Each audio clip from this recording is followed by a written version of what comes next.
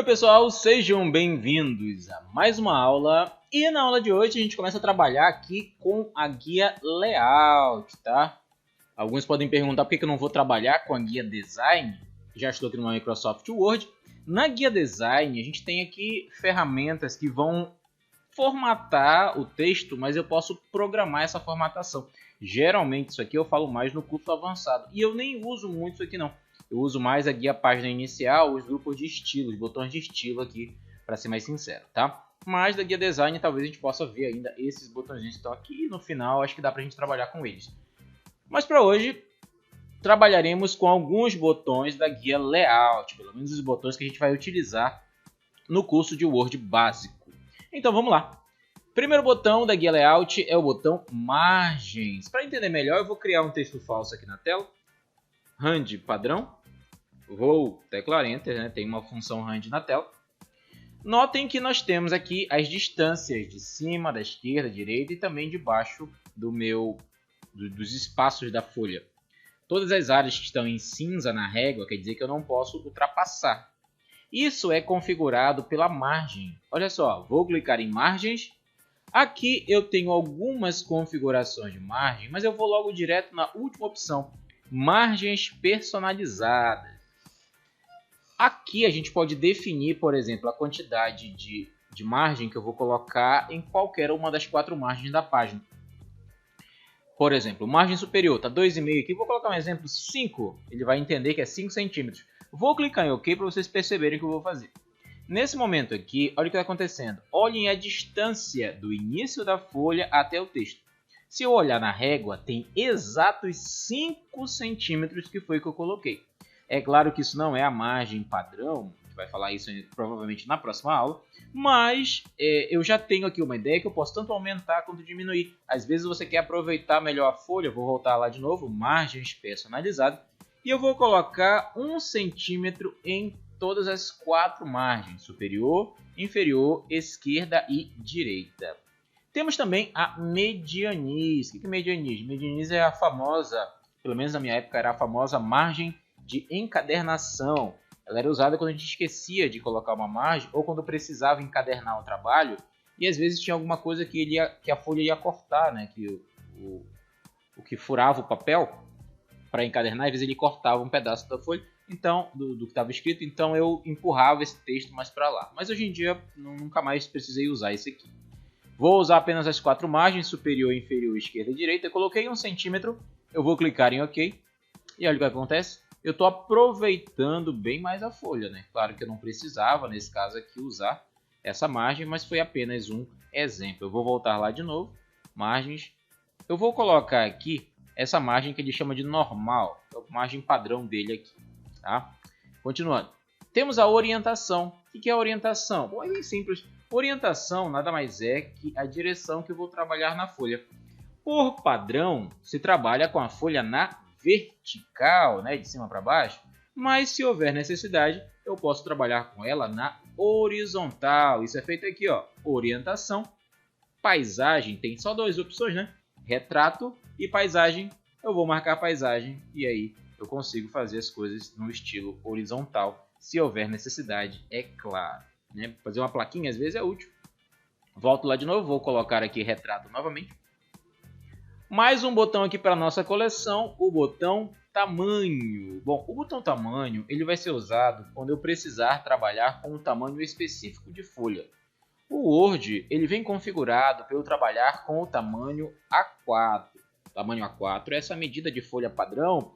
Muitas pessoas chamam de papel Chamex, né? Chamex é uma marca, mas o papel, na verdade o tipo de papel, ele não influencia aqui. O que influencia aqui é o tamanho, ou seja, ele está pedindo uma folha tamanho A4. Eu posso usar um papel cartão, posso usar um papel diplomata, ou papel, como é que chama? Ofício, né? Que é o... Mas o nome correto dele aqui seria o papel... O nome correto dele aqui é o papel sulfite, né? Esse papel mais famoso para trabalhar com o computador, com a impressão que a gente conhece. Não sabe o nome, grava esse nome aí, pessoal. Papel sulfite. Bom, só que aqui eu tenho diversas medidas que eu posso utilizar. Desde as medidas mais famosas, como o A4, O A5 eu vou marcar aqui, ó. A5 é metade do tamanho A4. Ou seja, o meu texto está se ajustando a esse tamanho. Vou colocar, por exemplo, lá de novo, o tamanho A3, que seria o dobro do A4. Tem impressoras que imprimem em tamanho A3, né? Então, eu já escolho o tamanho do papel, caso haja necessidade. Se eu precisar, eu já faço nesse tamanho, para eu ver como é que vai ficar, né? Eu vou voltar aqui para o tamanho A4, que é o mais usual. Colunas. Onde é que eu vou usar a coluna? Quando eu precisar dividir o texto, por exemplo, em 2 ou mais colunas. Eu vou selecionar tudo aqui.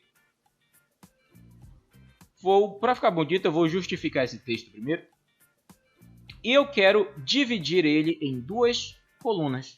Olha o que eu vou fazer. Layout, colunas. E aqui eu tenho as opções. 1, 2, 3. Eu vou marcar 2 para a gente ver como é que fica. Olha o que acontece.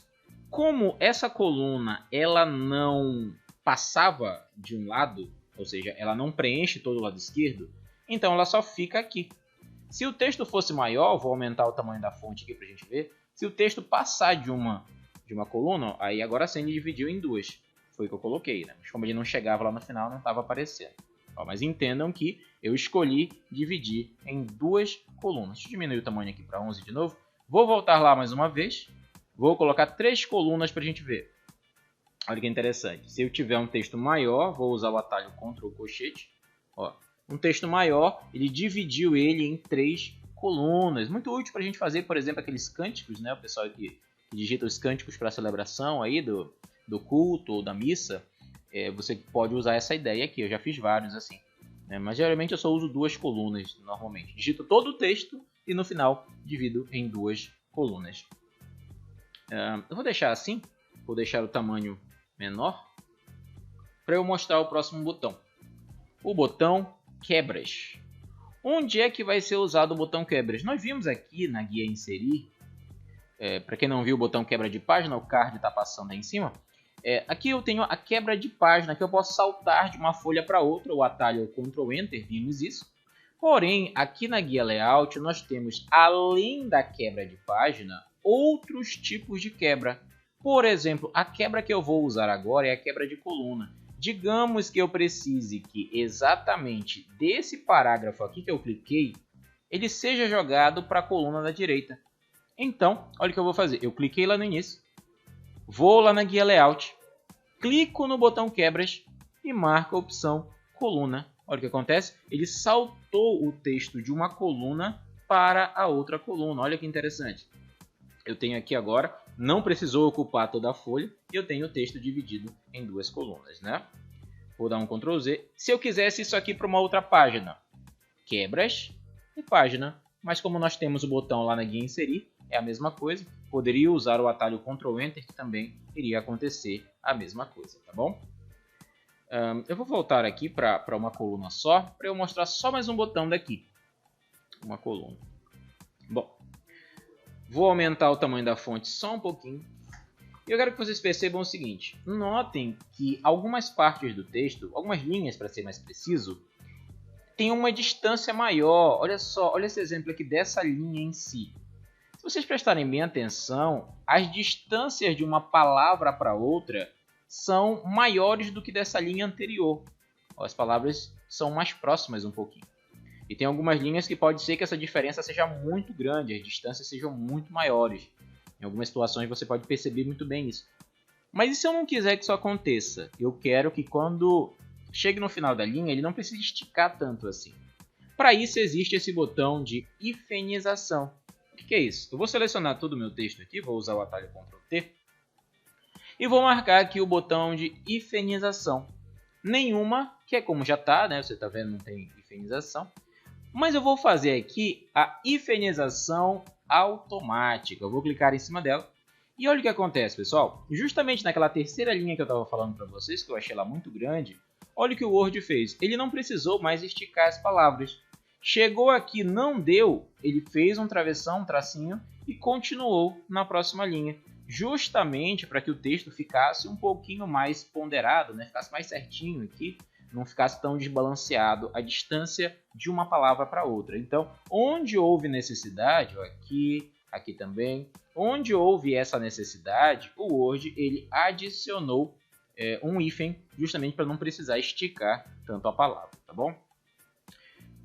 Eu peço muito que vocês assistam a próxima aula, porque na próxima aula a gente vai falar sobre a formatação padrão no computador. Como é que eu formato um texto de maneira padronizada, né? Se você está acompanhando até aqui nesse momento, não se esqueça de curtir, deixa o seu like aqui, se inscreva no canal, ative as notificações, continue me acompanhando aqui, deixe o seu comentário dando alguma sugestão e nos vemos na próxima aula.